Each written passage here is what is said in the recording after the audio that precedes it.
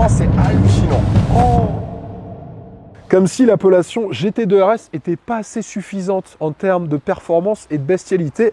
Manhart Performance, ce préparateur allemand, s'est dit qu'il serait peut-être judicieux et pertinent de faire une préparation sur cette base de 991 GT2 RS qui a déjà 700 chevaux. Et là, ils ont rajouté pas moins de 245 chevaux avec un couple juste stratosphérique de 1050 Nm pour frôler les 1000 chevaux et faire de cette voiture déjà ultra performante sans doute une des 911 les plus rapides de l'histoire sur piste. Alors aujourd'hui, je suis en Allemagne chez Manhart Performance avec une météo horrible, de la pluie, un petit crachin. Ça fait quelques jours qu'il ne fait que pleuvoir en Allemagne.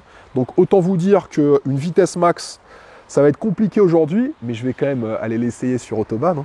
Il y en a une qui est juste à côté. Je vais bien sûr vous détailler toutes les spécificités de cette préparation de chez Manhart, sur le moteur, le châssis et aussi l'esthétique. Et puis j'irai faire un tour sur la route pour vous donner mes sensations, qu'elle procure. À mon avis, elle en procure certaines. Et enfin, je conclurai la vidéo avec ses défauts ainsi que ses qualités. Bon, sur YouTube, les amis, déjà je tenais à vous remercier parce que grâce à vous, je peux réaliser toutes ces vidéos. Et dans les prochains mois, vous allez voir quelques pépites, quelques exclusivités que je vous prépare, mais je vous en dis pas plus. Donc abonnez-vous si ce n'est pas encore fait. Activez la cloche de notification. Pareil sur mes comptes Le Vendeur Automobile sur Instagram et TikTok. Je diffuse que du contenu que je diffuse pas sur YouTube et Facebook. Donc foncez, vous abonnez. Vous êtes prêts si vous aimez la puissance, si vous aimez les performances stratosphériques et vous appréciez la Porsche 911, cette vidéo, elle est faite pour vous. Avant de commencer l'essai de cette Manhart, il faut que je vous parle d'Ovoco, qui est notre sponsor pour cette vidéo et qui nous permet de vous faire ces essais exceptionnels en Allemagne. Alors pour ceux qui ne connaissent pas Ovoco, Ovoco c'est une plateforme qui vise à améliorer l'achat de pièces détachées pour votre voiture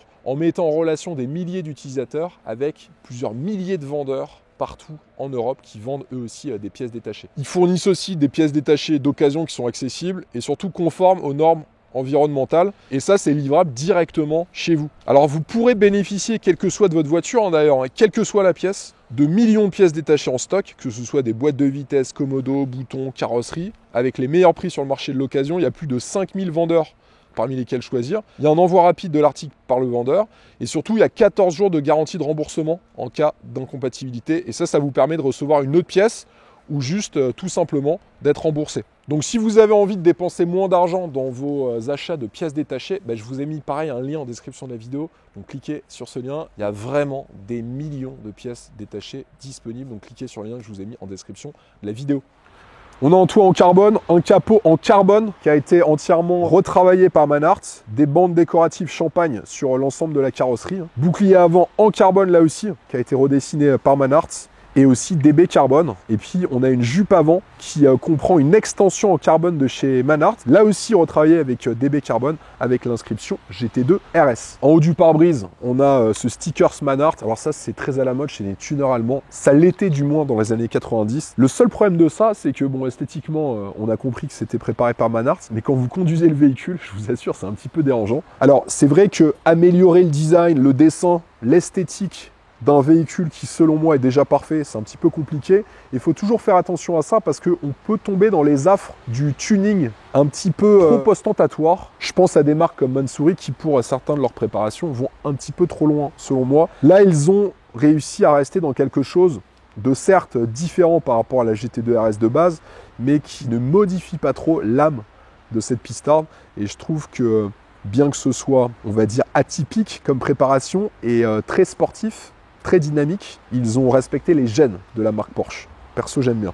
Des jantes forgées de 21 pouces à l'avant, 22 pouces à l'arrière, qui ont été développées par Manhart. Elles sont en or mat. Bien sûr, vous pourrez choisir les couleurs selon votre choix. Les étriers de frein, ils sont de couleur jaune. Alors là, on est sur un freinage d'origine Porsche, mais qui est modifiable, bien sûr, sur demande. C'est le PCCB, le Porsche Ceramic Composite Brake. On a des jupes latérales qui sont en carbone Manhart, les bandes décoratives en Midnight Dark Green et en or avec le lettrage GT2 RS. Et on a les coques de rétroviseur qui sont en carbone, mais ça, c'est de série sur la GT2 RS. Sur la partie arrière, un grand aileron avec l'inscription GT2 RS et le monogramme Porsche dessus. On n'est pas sur un aileron aussi impressionnant que la 992 GT3 RS, mais qui est somme toute impressionnant. Pas d'inscription TR900 sur ce modèle. Et on a un diffuseur arrière en carbone. là aussi qui a été développée par Manhart et fournie par DB Carbon. Et on a une ligne d'échappement qui n'est pas homologuée par le TÜV, donc même pas homologuée en France. Il faut savoir que là, on a un downpipe sport avec des catalyseurs HJS qui ont été fournis par Klein Innovation. Autant sur des bases de BMW Motorsport, je peux comprendre qu'on puisse ajouter beaucoup d'éléments en fibre de carbone, des nouveaux appendices aérodynamiques, autant sur une GT2 RS, il faut savoir que les ingénieurs de Porsche travaillent tellement l'aérodynamisme et l'efficacité du châssis qu'il est compliqué de toucher à ça. L'ajout de fibre de carbone, oui. Par contre, la modification de grosses pièces, moi je suis pas trop pour ce genre de modèle et c'est ce que Manhart a bien compris. Il ne faut pas rentrer non plus dans une modification esthétique qui pourrait altérer les performances aérodynamiques de cette GT2 RS. Sur le moteur, on a un 6 cylindres en ligne 3,8 litres qui développe 945 chevaux, 1050 Nm de couple. Pour rappel, d'origine, une GT2 RS type 991, c'est 700 chevaux, 750 Nm de couple. Et c'est déjà démoniaque. J'ose même pas imaginer ce que ça va être sur la route avec la pluie. Pour arriver à cette puissance, bien sûr, il y a une reprogrammation. C'est le Manhart ECU Remapping. On touche aussi au turbo, avec un Turbo Performance Kit fourni par Manhart. Changement de l'intercouleur, radiateur. Il y a aussi un réservoir additionnel pour refroidissement du moteur par Manthey Racing. La boîte de vitesse, ça reste la PDK à 7 rapports. Il y a bien sûr un remapping du TCU, du Transmission Control Unit, pour justement pouvoir s'adapter à cette augmentation de puissance et de couple. Au niveau des performances, alors là aussi, ils n'ont pas mesuré de manière très précise les performances. Selon les conditions climatiques, d'après Manhart, elles devraient sortir le 0 à 100 km/h sur sol sec avec des très bons pneus tendres aux alentours des 2 secondes 7. Encore, je ne l'ai pas vérifié. Et sur la vitesse max, elle devrait, selon Manhart, là encore, j'y vais avec prudence, dépasser les 350 km/h. Alors, pour avoir essayé des modèles similaires, de 900 chevaux, ou presque, j'avais essayé la Tecart GT Street Air, qui faisait un peu plus de 800 chevaux. J'avais aussi essayé la Brabus Rocket Air, qui faisait 900 chevaux. Donc, dans les deux cas, on était sur des bases de Turbo S, donc des véhicules avec turbo, les 4 roues motrices. Là, on est sur un véhicule turbo compressé, seulement en propulsion, sur les 2 roues arrière, forcément. Donc le côté bestial, là, on va le ressentir beaucoup plus, mais surtout, là, on est sur une voiture qui peut être dangereuse, surtout avec des conditions climatiques pluvieuses, comme aujourd'hui. Alors sur le 0 à 200 km/h, on devrait être sur les 6 à 7 secondes selon Manhart, ce qui est quand même stratosphérique. Là, on s'approche de performances d'hypercar, rien que ça. Hâte d'essayer, en tout cas, même si ça me fait un petit peu peur.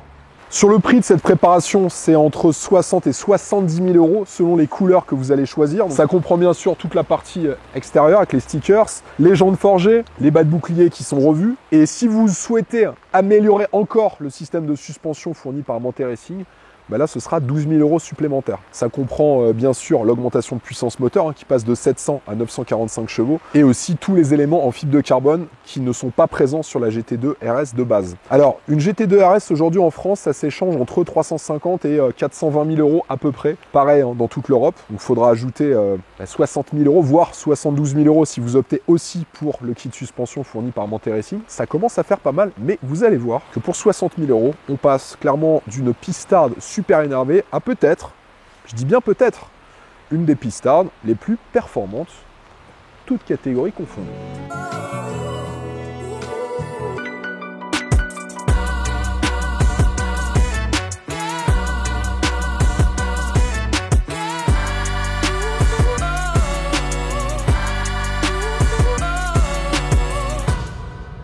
Saucisses, bretzel, pommes de terre au petit déjeuner, c'est ce que j'ai dû endurer pour vous faire cet essai routier avec ce monstre de 945 chevaux. Parce que quand je suis arrivé hier sur Wuppertal, chez Manhart, il est clair que la chaussée était juste impraticable avec une voiture aussi puissante. Donc du coup, j'ai décalé mes billets d'avion pour vous faire un test avec une chaussée sèche. On a de la chance aujourd'hui, le temps est plus que correct. Limite ensoleillé à certains endroits. Au moment où je vous parle, on se prend de la pluie. On n'a pas trop de chance, mais la chaussée reste plutôt pas mal. J'ai fait chauffer les pneus. Et là, on arrive dans quelques instants sur une portion illimitée. Ce qui marque vraiment, c'est le tarage et le réglage des suspensions.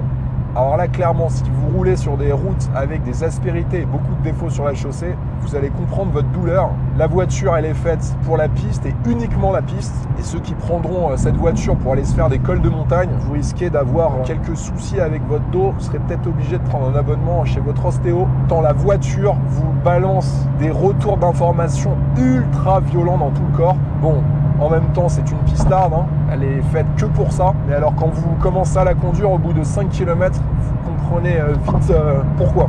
Alors, par rapport à la GT2 RS, moi je l'avais essayé sur le circuit Paul Ricard, la GT2 RS, donc en version 700 chevaux. Elle m'avait vraiment énormément marqué par cette ressource moteur qui était omniprésente. Là déjà, j'ai fait 1 ou 2 accélérations. Bon, j'ai senti que la voiture était encore plus violente, mais je vous avoue, là, les 2 accélérations que j'ai faites, j'ai dû accélérer à 60% seulement.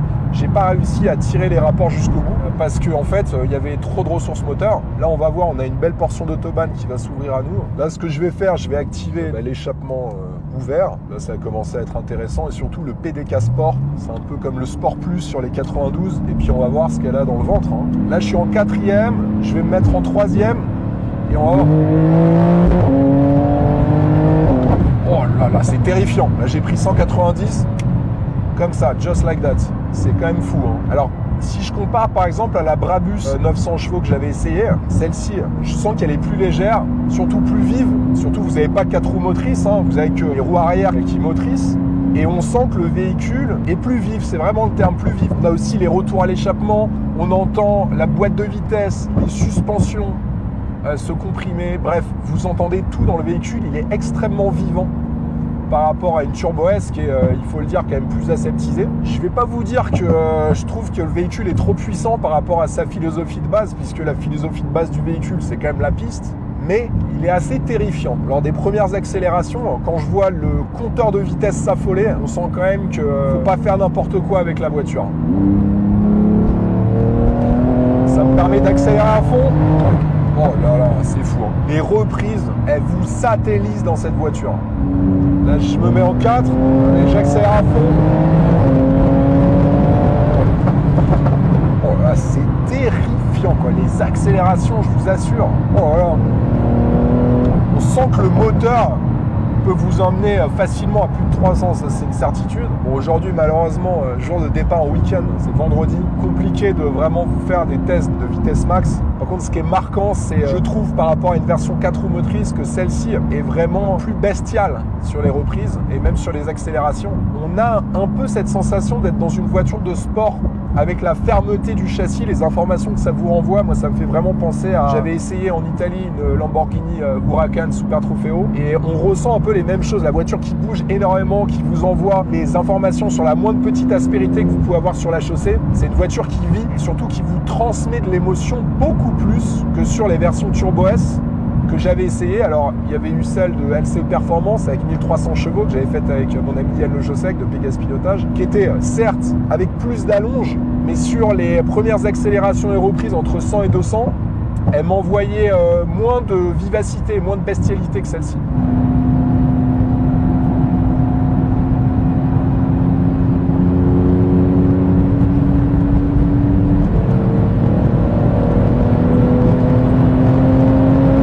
C'est juste complètement fou. Oh là là là là, la voiture, elle vous satellise. Vraiment, c'est hallucinant. Oh, j'ai à peine accéléré, je me suis retrouvé, je sais pas, à plus de 260 en quelques secondes. C'est juste fou.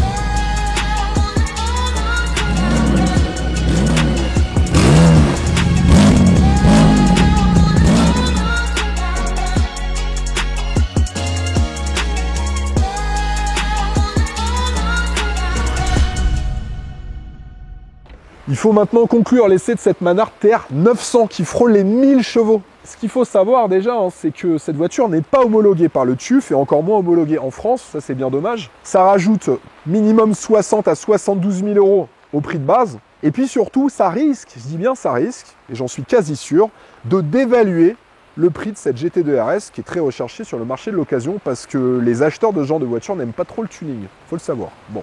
Et dernière chose, j'aime pas trop la configuration extérieur versus intérieur. J'adore le vert, puisque moi j'ai à titre personnel une 992 Targa 4S en vert aventurine. Par contre, avec l'intérieur rouge et noir, je sais pas si ça va bien avec. Bon, après, les goûts, les couleurs, ça peut changer d'un individu à l'autre. Sur ses qualités, bien sûr, les performances, elles sont stratosphériques, hein, c'est peu de le dire.